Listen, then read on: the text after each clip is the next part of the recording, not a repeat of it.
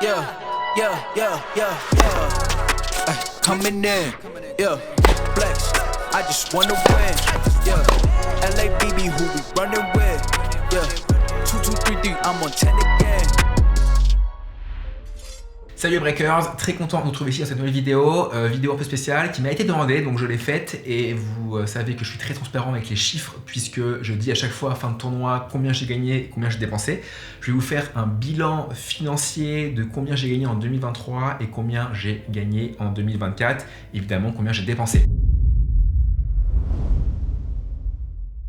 Donc 2023, on va faire un premier bilan, combien j'ai gagné en prize money et ensuite combien j'ai dépensé moi tout seul Jules, et après on verra évidemment YouTube sponsor et les dépenses qui vont avec évidemment. Alors prize money 2023, donc j'ai fait principalement que des futurs et j'ai bien joué. J'ai gagné, donc je parle en euros, 49 356 euros. Donc ça, c'est ce que vous voyez sur le site de l'ATP, mais c'est pas exactement ça, puisque comme vous le savez, et on va incruster des screenshots, quand on sort notre prize money, par exemple 1000 euros, par exemple si je joue en Italie, j'ai 30% d'impôts directement pris à la source. Donc je ne gagne pas 1000 euros, mais en réalité je gagne moins. Et donc sur l'année 2023, j'ai gagné, donc je parle bien sûr taxe à la source, cotise sociale et bien sûr l'impôt sur le revenu. J'ai gagné au final 21 213 euros sur l'année. Ce qui correspond à 1767 euros par mois en 2023. Ensuite, sur les dépenses, donc uniquement moi Jules, donc transport, hôtel, repas, cordage, j'ai pris les 4 lignes importantes. J'ai dépensé 35 980 euros, ce qui correspond à 2998 euros par mois. Donc on a un delta négatif de 1230 euros. Donc je ne sais pas si vous vous rendez compte, mais quand on est, j'ai été du coup en 2023 26e joueur français au tennis.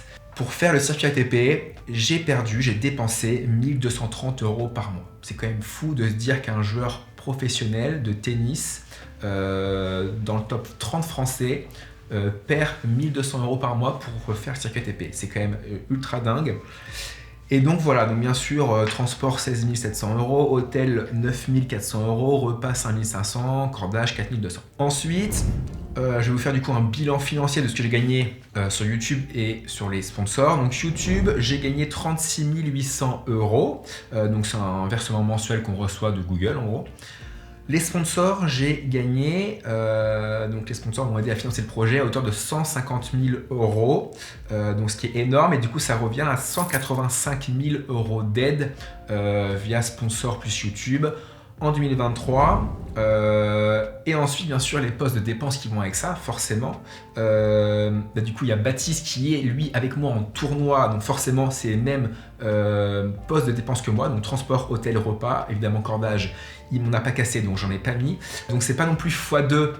Parce que par exemple l'hôtel, imaginons c'est 90 euros la chambre, ça n'aurait pas été 45 euros en single. Du coup, hôtel 9440 euros, ça c'est sur l'année, et voilà. Donc du coup, par exemple Baptiste, lui 22 340 euros, c'est frais en fait pour venir avec moi sur l'ATP. Alors que moi c'était 35 980 euros.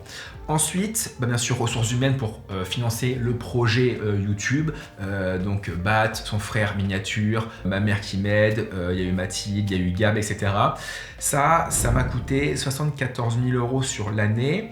Autres dépenses, sous-titres, comptables, abonnements, banque, abonnements, etc. Enfin, ça coûte aussi beaucoup d'argent. Et par exemple, sous-titres, ça me coûte à peu près 800-900 euros par mois. C'est assez cher, mais obligé. Et donc, du coup, sur l'année, 12 366 euros. Évidemment, quand je vous dis que j'ai gagné via YouTube et sponsor 185 000 euros, c'est TTC. Donc évidemment, on doit redonner la TVA. Et donc, il y a eu 37 000 euros de TVA rendus à l'État. Et bien sûr, il y a l'impôt sur les sociétés qui est de 1177 euros.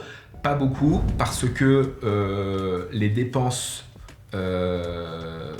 via YouTube, en gros, sont de 183 000 euros. Quand les recettes sont de 185 000 euros, ce qui fait un résultat comptable de 2756 euros.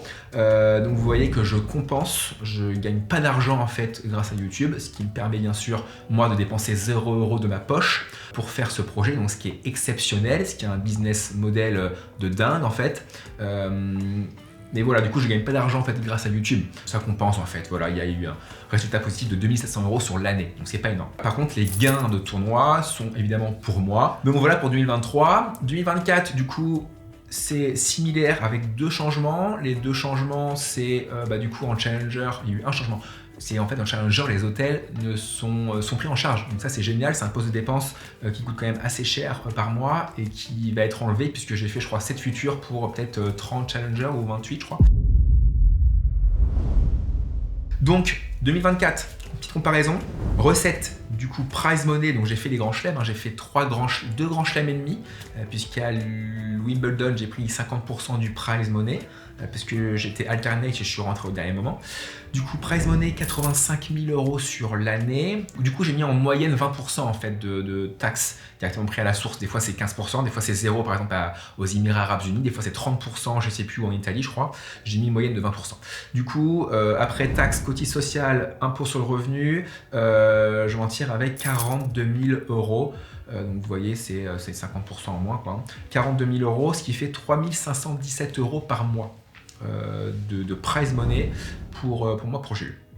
Ensuite, dépenses, donc je ne vous refais pas les postes de dépenses, vous les connaissez, 2171 €. Donc là, par mois, du coup, on a un delta positif cette fois-ci de 1345 €. Donc vous voyez bien que quand on fait les grands chelems, alors j'ai pas passé j'ai passé un tour en Australie, mais du coup on a quand même un delta positif de 1300 € par mois. Je trouve quand même ça assez minime quand même, quand on est quand même dans les 30 meilleurs joueurs français dans son domaine d'expertise en fait. Mais bon, au moins, je dépense pas d'argent puisque je vais vous en parler après évidemment, comme en 2023, il y a YouTube.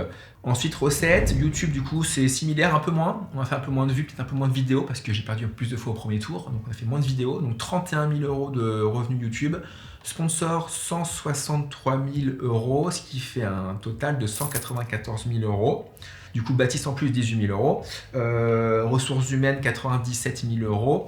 Autres, donc pareil, sous-titres, comptables, etc. Abonnement 7 200 €. TVA remis à l'État 38 000 €. Impôts, société 5 000 €. Est-ce que ça c'est bon? Si ça doit être ça, ouais, 5 000 €. Et du coup, total des dépenses, donc Jules Baptiste, donc frais Jules Baptiste en tournoi, RH, autres, TVA, IS, on est à 192 000 €, ce qui fait du coup un résultat comptable positif, donc comme en 2023, de 1597 €. À 1000 € près, c'était pareil. Donc, pareil, 2024, j'ai réussi à compenser grâce aux revenus YouTube les dépenses liées aussi à YouTube. Et du coup, les gains de prize money, ça c'est pour moi, parce qu'en fait, je ne peux pas lier les deux. Donc voilà, donc plutôt cool 2024, mieux. Donc voilà pour le bilan ATP YouTube. Il y a aussi des recettes que je ne vous ai pas dit. Bien sûr, c'est les matchs par équipe France, Italie, Allemagne que je fais qui me permettent de gagner un peu plus d'argent par mois. Donc voilà les breakers. Écoutez, c'était une vidéo très simple. Je sais que j'ai eu beaucoup de demandes, personnes qui m'ont dit est-ce que tu pourrais faire une vidéo sur combien tu gagnes sur YouTube, sponsor, etc. Les dépenses aussi. Donc je l'ai fait. J'espère que vous avez pris les trucs. Et puis voilà, écoutez, abonnez-vous à la chaîne pour suivre la suite de la saison, le petit pouce, la cloche, et puis on se dit dans 3-4 jours pour une prochaine vidéo. Salut tout le monde.